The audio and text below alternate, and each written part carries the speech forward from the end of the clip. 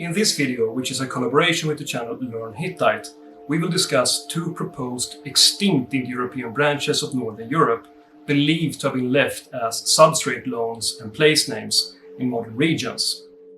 Today, Germanic and Slavic are the dominant branches of Northern Europe in the Indo-European family. But these languages are quite young, having expanded in the Iron Age. There is some evidence to suggest that there were other Indo-European branches, apart from Celtic or Baltic, that were once spoken in areas that are today Slavic or Germanic speaking, namely Nordwestblock and Temematic. Proto-Germanic and proto-Slavic are, as said, quite young proto-languages. Germanic is dated to around the same time as Latin, for example. And when Proto-Germanic is reconstructed, it ends up being a quite uniform language, which is, for example, apparent in the verb system and the phonology of the language. For example, Donald Reen states that the apparent unity of Proto-Germanic is not very different from historical reality. And Hus Kronen and Bjarne Simmelkjær state that the likelihood of these languages, the Germanic languages, not emanating from a common predecessor to practically zero. In fact, most of the sound changes that separate, for example, Nordic, English, High German and so on, date from the migration period. Once we go a bit further back, the language, as is seen in early runic inscriptions, is very archaic and uniform. Proto-Slavic is dated to around the early medieval period at the latest. For example, Fredrik Kortlandt says, "The last shared innovation of the entire group, such as the rise of the neo-acute tone, may be dated to the 9th century." And Jouko Lindstedt claims that it took time for the individual Slavic languages to develop into different directions. In other words, the Slavic languages didn't really become different languages until the medieval period. And still today, Slavic languages have a high degree of mutual intelligibility. As said, Germanic and Slavic today cover vast areas of Northern, Western and Eastern Europe, which simply can't reflect the original Indo-European migrations. Slavic and Germanic expanded in the migration period.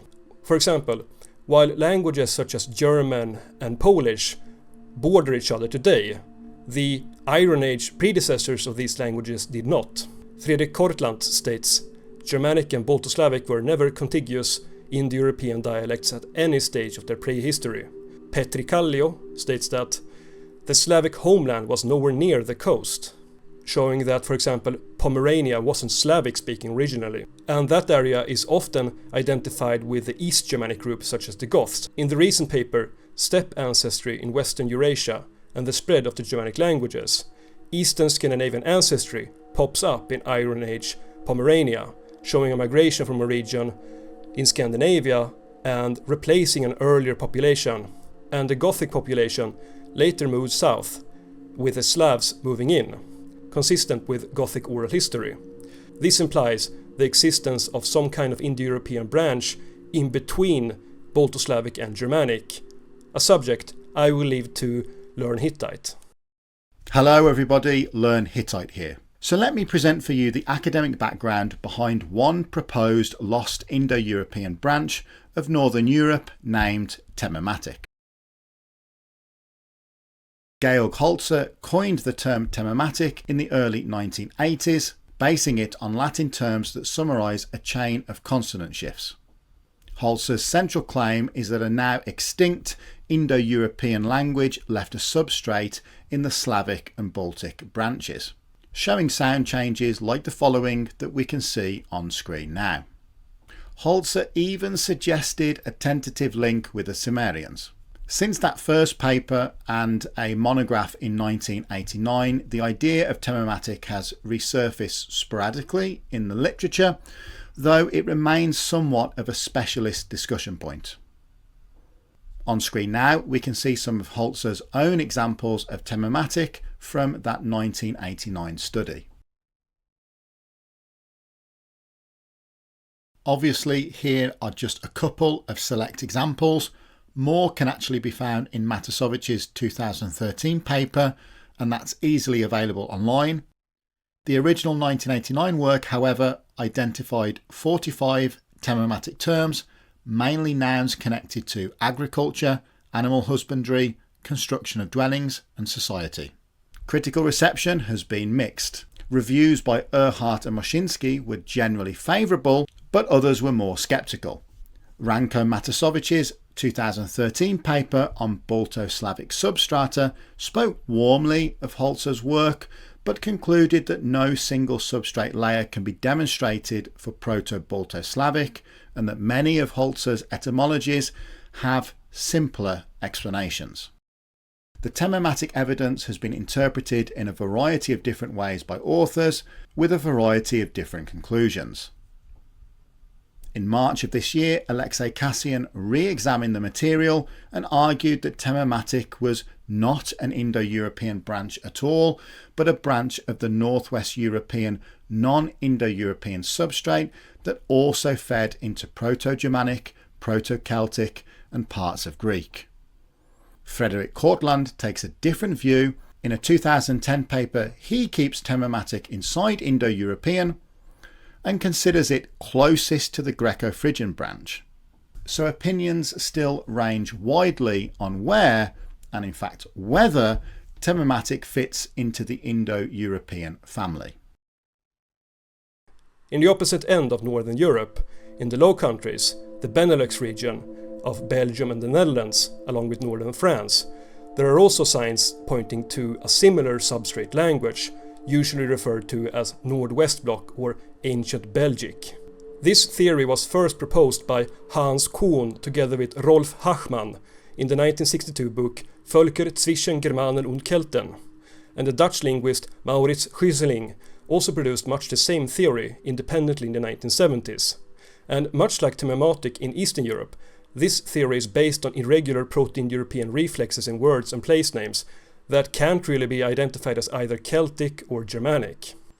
The question about how widespread Celtic was is an interesting one, because maps often show huge Celtic regions in Central and Western Europe, but the definition of Celtic can be a bit challenging, and the Romans and Greeks made no real clear definitions of what it meant to be Celtic or Gaulish.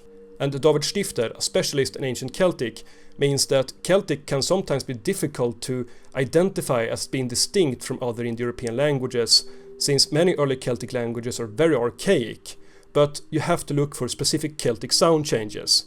Sims-Williams argues that Celtic could have emerged from an Indo-European dialect continuum around the 2nd millennium BC, probably somewhere around Gaul, modern-day France, where it spread into various directions. It is simply likely that there were several para-Celtic languages in large parts of Western Europe, such as Lusitanian or Eastern Alpine Indo-European, and even non-Indo-European languages like Raetic or Aquitanian, Iberian and so on, spoken in these regions. And as he says, and presumably there were dozens more languages about which we know nothing, especially in Northern Europe.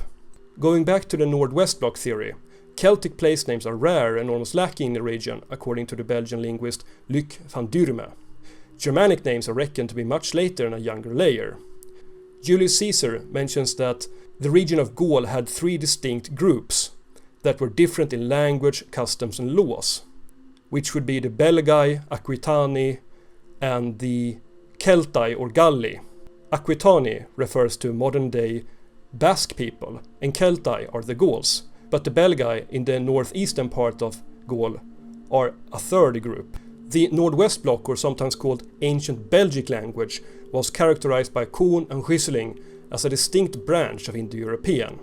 Kuhn theorized that the Belgic language was an unknown Kentum language that was close to Italic or perhaps a para-Germanic language with preserved Proto-Indo-European P, a sound that was lost in Celtic and became F in Germanic. Some Celtic languages such as Welsh or Gaulish later developed a new P sound from Qu, but that's a separate phenomena.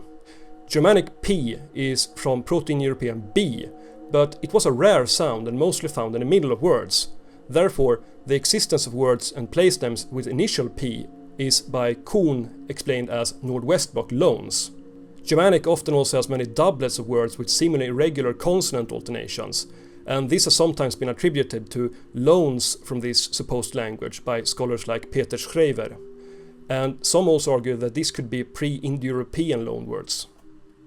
Maurits Gysseling has proposed that some words in Dutch and French are Belgic or Nordwestblock loans. There are also, as said, many words found in West Germanic, around a dozen or so, that are unknown in Old Norse and Gothic, and according to Kuhn, some of these words could be loans from Belgic. Among them are words still found in modern English. The Nordwestblock theory has been met with a lot of criticism, and many of the words have gotten more plausible etymologies from known languages in recent years.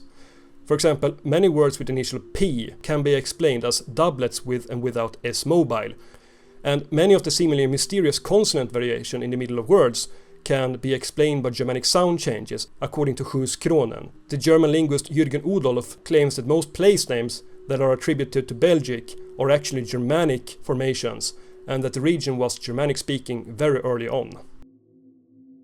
While we may never truly know whether languages like Nordwestblock or Temematic actually existed, or if they're just ghosts of linguistic reconstruction, there are still reminders that our knowledge about Northern Europe in antiquity is fragmentary at best, and that there easily could have been groups living into the historical period that we don't really know that much about.